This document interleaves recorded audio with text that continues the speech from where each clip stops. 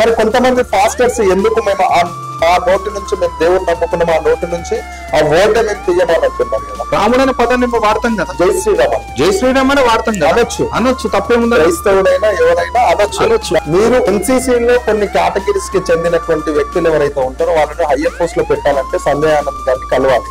అయితే ఆయనతో ఎవరైతే కమిట్మెంట్ గా ఉండి ఆయన మాట ఎవరైతే వింటారో వాళ్ళతో మీరు హయ్యర్ పోస్ట్ లో పెడతారు ఆ సారు అంటే మీరు. అయితే ఎక్కడైనా ఏదైనా మీటింగ్ జరిగినప్పుడు సంజయ్ ఆనంద్ గారు వాళ్ళని మొహం మీదే తిట్టడం, వాళ్ళని ఇంకా ఏదేదో 10 మందిని అనడం ఇలాంటివి జరుగుతున్నాయి. అసలు అనాల్సిన కారణం ఏంటి, ఎందుకు అనాల్సి వస్తుంది? సంజయ్ ఆనంద్ అంటే ఒక బ్రాండ్.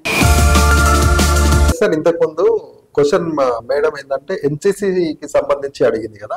అయితే ఎన్సీసీలో ఉన్నటువంటి బిషప్ సంజయ్ ఆనంద్ గారు ఆ ఎన్సీసీలో ఉన్నటువంటి కొంతమందికి మాయమాటలు చెప్పి ఎన్సీసీ అంటే అట్లుంటది ఇట్లుంటది అని చెప్పేసి వాళ్ళ దగ్గర డబ్బులు తీసుకొని వెనకేసుకొని ఎన్సీసీ కోసం ఖర్చు పెట్టట్లేదు అన్న మాట ఎంతవరకు వాస్తవం? అయితే ఎన్సీసీని ఎంచుకొని ఎందుకు వెళ్తున్నారు?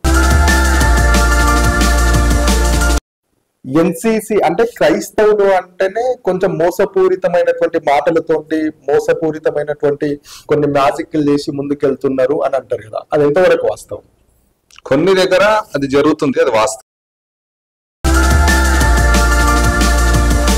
ఎన్సీసీ సంస్థ అంటే ఇది క్రైస్తవుల కోసం పని చేయడం లేదు, కేవలం సంస్థ స్వార్థం కోసమే అంటే మీరేమంటారు? ఎవరైతే జాతీయ అధ్యక్షుడు ఎన్సీసీ శ్యాంపాల్ గారు ఉన్నారో ఆయనకు కమిట్మెంట్ గా ఉన్నటువంటి వ్యక్తులను తీసుకోకుండా ఆయనకే సరిపోయినటువంటి వ్యక్తిని ఎవరైతే రాష్ట్ర అధ్యక్షుడు తెలంగాణ బిషప్ సంజయ్ ఆనంద్ గారు ఉన్నారు వీళ్ళందరూ మూకుమ్మక్కయ్యే ఈ విధంగా చేస్తున్నారు, అందుకే వేరే వాళ్ళని తీసుకోకుండా సంజయ్ ఆనంద్ గారిని తీసుకున్నారు అని అంటే మీరేమంటారు? సంజయ్ ఆనంద్ అనే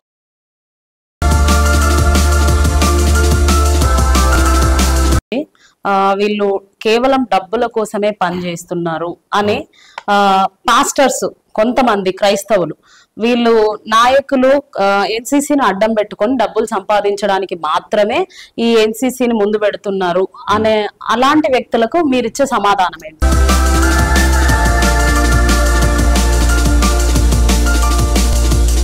క్వశ్చన్ అడిగినప్పుడు మీరు ఏమన్నారంటే మతోన్మాదులు అన్నారు.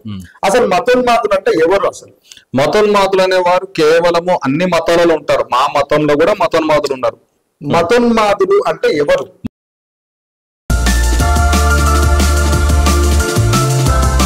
ఎన్సీసీ క్రైస్తవుల కోసమే అని అంటున్నారు కాబట్టి మరి ఒకవేళ ఇప్పుడు చర్చిల మీద గానీ సంఘాల మీద గానీ క్రైస్తవుల మీద గానీ దాడులు జరిగినాయి అనుకోండి, మిమ్మల్ని ఎట్లా కాంటాక్ట్ అవ్వాలి? మాకు ఒక టోల్ ఫ్రీ నంబర్ కూడా ఇటీవల కాలంలో మేము స్టార్ట్ చేసామమ్మా. టోల్ ఫ్రీ నంబర్ కూడా మీకు ఇటీవల కాలంలో మేము టోల్ ఫ్రీ నంబర్ స్టార్ట్ చేసాము.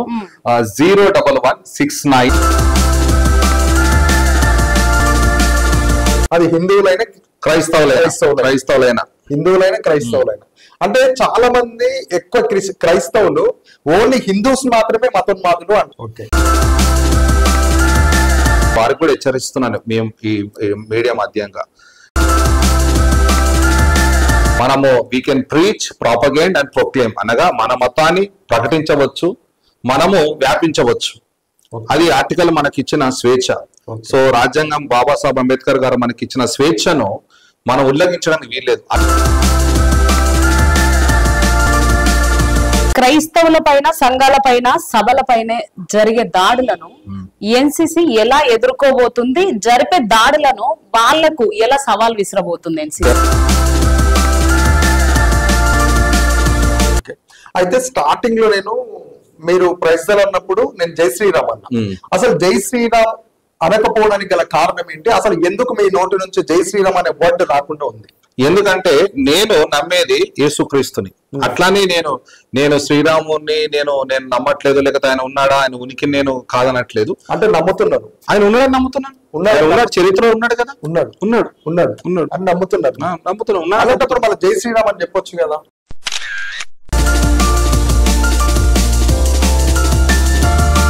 అయితే ఎదుటి వ్యక్తి మీ ఫ్రెండ్స్ ఎవరైనా ఉన్నప్పుడు అది హిందూ అండ్ ముస్లిం ఎవరైనా ఉన్నప్పుడు మిమ్మల్ని కలిసినప్పుడు అరే జై శ్రీరామ్ రా అన్నప్పుడు మీరేమంటారు? నేను హలో అని చెప్తాను. హలో ఎందుకు ప్రైజ్ అలా చెప్పొచ్చు కదా మీరు. ఇప్పుడు హలో అనే వర్డ్ ఎందుకు వచ్చింది మీకు? నేను అవతల వ్యక్తి హిందూ అయినప్పుడు, ఆయన మీ ఫ్రెండ్ అయినప్పుడు, నీకు జై శ్రీరామ్ అని చెప్పినప్పుడు ఆయనలో ఉన్నటువంటి భావజాలాన్ని వ్యక్తపరిచినప్పుడు మీరు ఒక క్రైస్తవుడు కదా, మీరు ఎందుకు ఆయన జై శ్రీరామ్ అన్నప్పుడు మీరు ప్రైజ్ అని ఎందుకు చెప్పొద్దు? ఇప్పుడు